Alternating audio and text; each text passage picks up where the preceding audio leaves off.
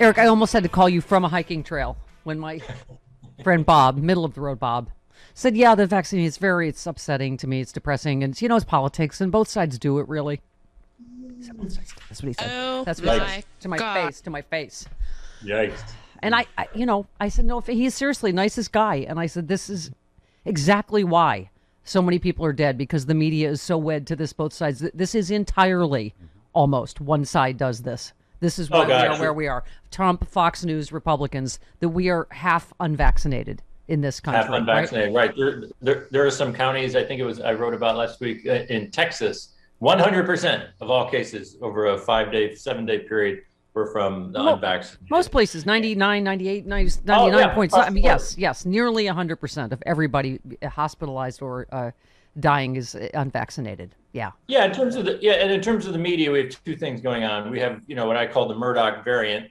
And Fox News, and they push this. They've been, as we talked about before, they were the virus is a hoax. Don't wear a mask. That got them through a year of content.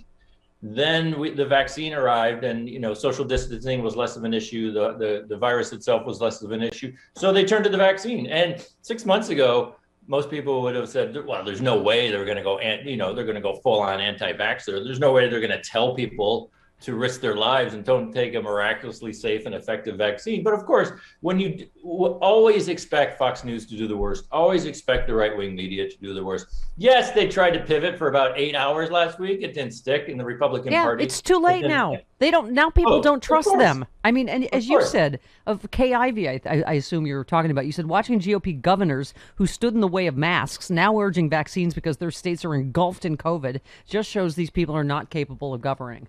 For her to go, I don't know how this happened. I've done everything I can do. It's like, give me a break. Yeah. I mean, Asa Hutchinson, the Republican governor of Arkansas, was on CNN yesterday, kind of lamenting, well, we got to get these people vaccinated.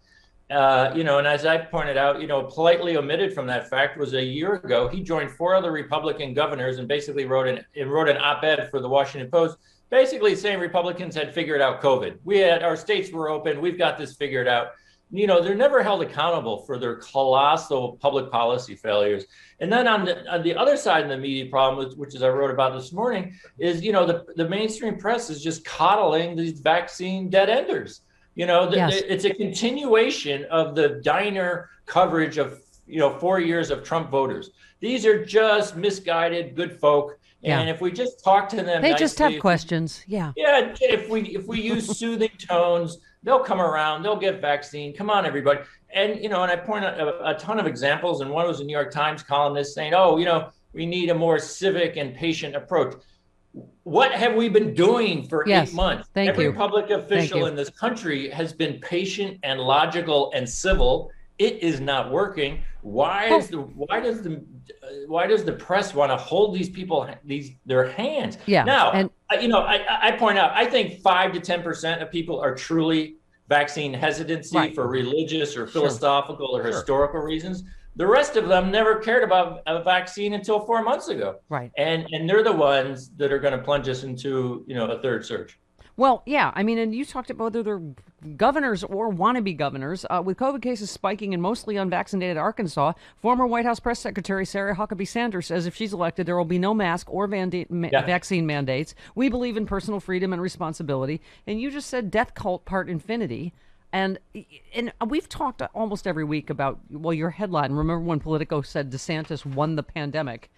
Now accounting for 1 in every 5 new cases nationwide, you write. Yep. The Sunshine State under Republican Governor Ron DeSantis has emerged as a beacon of irresponsibility. And you say, does the Beltway press care about the state's drastic COVID U-turn? This spring, journalists lionized DeSantis' supposed virus leadership. This after 30,000 Floridians had already died from the virus. You said this is the same DeSantis who last year was trying to silence scientists, cover up data, rescind mask ordinances, playing down the virus's threat, fighting with the Florida press, portraying himself as a maverick under attack. He even foolishly placed 1 million orders for hydroxychloroquine as a tribute to Trump. And you said the irony is DeSantis is now facing a COVID crisis specifically because his supporters aren't getting vaccinated at the same rate as others in the state. The proudly unvaccinated MAGAs are driving the Florida meltdown. And here we are, right? In March and April, the press was so desperate a year into this to find a single Republican COVID star, someone who they could point to and say, oh, he or she is coming out of this with momentum. He or she has figured this out. And for about a month, they decided it was Ron DeSantis. He granted them interviews. CNN, Politico, Wall Street Journal, New York Times, all these stories all these outlets did a story about the Florida boom. Maybe 1 or 2 Democrats were quoted in all of the stories, giving absolutely no context in terms of the true story. And now here we are. We talk about the surge today. It's basically a Texas, Missouri, Florida surge. Almost half of all cases in the country are from those 3 very red states. And the press just does not want to hold these people accountable. And all those people who wrote those glowing puff piece press releases on DeSantis, none of them have returned to Florida and said, oh, by the way, we were wrong. Yeah. Well, I mean, and by the way, as how we got here, as you tweeted, just a reminder how up 2020 was. In March, Trump claimed the country was nearing the end of the pandemic. I saw Pence's, remember Mike Pence wrote the op-ed saying there's no second surge. Second surge. Yeah, we're on our 4th now or whatever. And all of the coverage, I love, when you mention Hillary, you said if Hillary ran again in 2020, pundit heads would have exploded in rage. The guy who led our deadly insurrection, that's a great story. I mean, how abnormal is this that we have an insurrectionist running around the country inciting another coup? This is an ongoing coup that, oh, look how interesting this is. I mean, go ahead. Oh, I think the press desperately wants him back. They've complained about how boring, the Biden administration is. Yeah. I did a piece last week about, remember when the pundits told Hillary to go away. And there wasn't a news outlet in this country that did not print a Hillary go away headline in 2017. Yeah. 18. And if you look at the Trump coverage now, the premise that is, of course, he's going to run again. This makes so much sense. He's so savvy. He's so powerful. He's got the party in his pocket. Oh my gosh. So criminal. I mean, yes, LOL GOP said in any other country in the world, the guy who launched a failed coup from a rally wouldn't be allowed to keep holding rallies until his coup works. I mean, it just, I think part of and I feel like every story comes together. This one, Mark tweets, Trump supporters shout no masks at journalists as they head to an indoor rally in Phoenix, Arizona with the Delta variant running rampant. Some of these people are going to get very ill and could die. I mean, it's just an ongoing nightmare, right? I mean, you had all these super spreader rallies during the campaign and, Right. And it goes back to the simple premise, and I mentioned at the top, how the press treated these crazy Trump supporters for 4 years. Yeah. They went to the Ohio diners. These were just, misguided, good-natured folks, and it's not true. They launched an insurrection. Now they're getting people killed with COVID, and there's just a refusal to absolutely speak plainly and bluntly by the DC press in terms of this movement. And as I point out in my piece, QAnon is almost never mentioned when it comes to vaccines. They are an absolutely driving force. This is a demonic cult that portrays Democrats as pedophiles. The DC press does not want to equate the Republican Party and nice mainstream conservatives with a cult. Therefore, that stuff just gets washed away. Yeah. QAnon is absolutely driving this anti-vaccine brick wall. Yeah, I mean, I know you support the sports. So I was saying it is interesting, isn't it, how sports teams, remember back in the beginning, sort of led. They were the first ones to shut down and take this seriously when Trump wasn't. And so now this latest story this morning, Minnesota Vikings may part ways with an offensive line coach who won't get the vaccine. Oh, yeah. See, even Steve Austin is concerned about the lack of vaccination. But anyway, ESPN reported that he was already out. A Vikings spokesperson said their discussions are ongoing. I mean, okay. This is so. Here's, I think, what they're doing right. Under an NFL memo released earlier this summer, Tier 1 individuals, which includes assistant coaches like him, must be vaccinated unless they have a valid medical or religious reason not to be. Tier 1 staff who refuse a vaccine and haven't been granted an exemption aren't allowed to interact with players in person, nor are they allowed in meeting rooms or on the field, all significant impediments to successfully fulfilling one's responsibility as a coach. Right. So, and the NFL conditioner, Goodell warned that serious competitive and financial penalties could be levied against teams with COVID outbreaks during the season. That includes forfeiting games and salaries, with clubs where an outbreak occurs being responsible for financial losses incurred by the opposing team.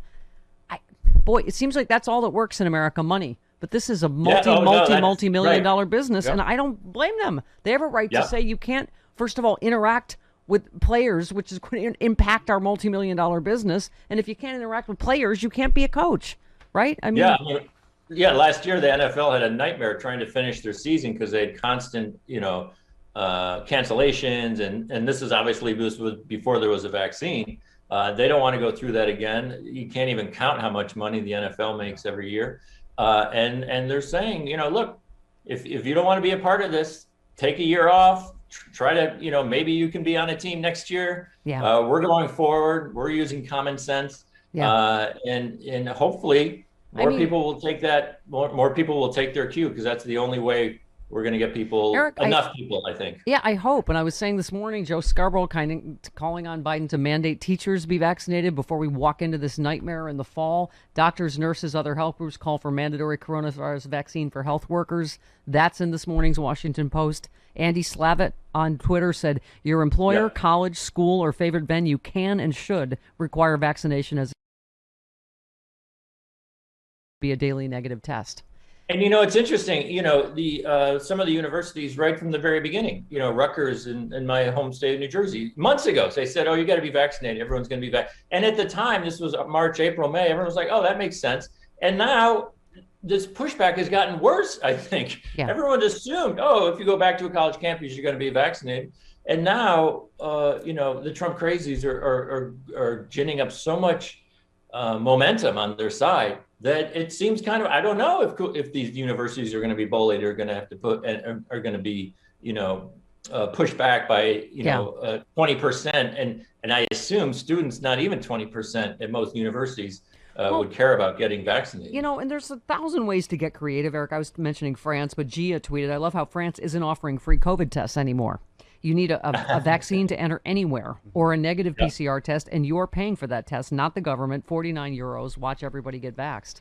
I mean, look, there's a common sense approach. As we talked about a week or so ago, the United States is the only country in the world that's trying to recover from a pandemic while battling an internal homegrown movement to extend the pandemic, essentially. Yes. I mean, Biden is trying to pull off a miracle with one hand tied behind his back, because Fox News won't let him use two hands, because they've whipped everyone up into this frenzy. The solution is like so many things in America today, the solution is quite simple, but we have to deal with this fanatical 30% that is just completely derailed, lost all touch with reality, and now they're infecting people.